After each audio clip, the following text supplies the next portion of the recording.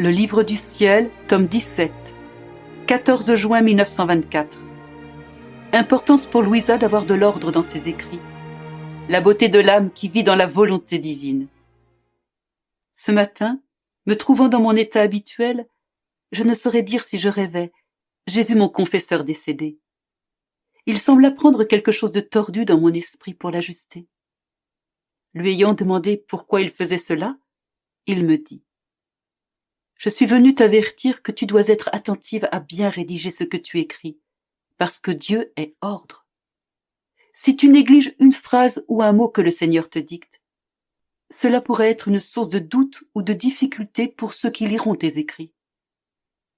En entendant cela, je lui dis: peut-être as-tu eu connaissance que j'ai été négligente? Il reprit: non, non, mais sois toujours attentive. Assure-toi de toujours écrire clairement et simplement ce que Jésus te dicte. Ne néglige rien, car si tu omets une petite phrase ou un simple mot, ou que tu dis les choses différemment, il pourrait y avoir manque d'ordre. En fait, les mots appropriés servent à éclairer le lecteur, à faire que les choses seront comprises par lui avec plus de clarté. Tu pourrais être porté à faire de légères omissions, bien que souvent les petites choses éclairent les grandes, et les grandes éclairent les petites. Sois donc attentive à ce que tout soit bien ordonné. Après avoir dit cela, il disparut, et je suis restée un peu perplexe. Ensuite, alors que je m'abandonnais complètement dans la volonté divine, Jésus bougea en moi, et il me dit: ma fille, comme il est beau de voir une âme agir dans ma volonté.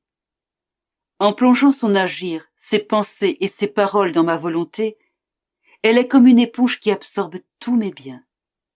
On peut voir dans cette âme beaucoup d'actes divins auréolés de lumière. Et il est difficile de distinguer les actes du Créateur de ceux de la créature. Devenant imprégnés de la volonté éternelle, ces actes en comportent la puissance, la vie et le mode d'opération.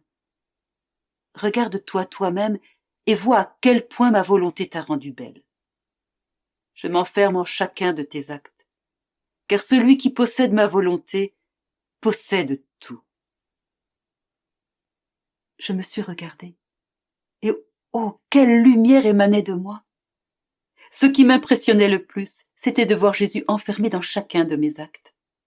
Sa volonté l'emprisonnait en moi,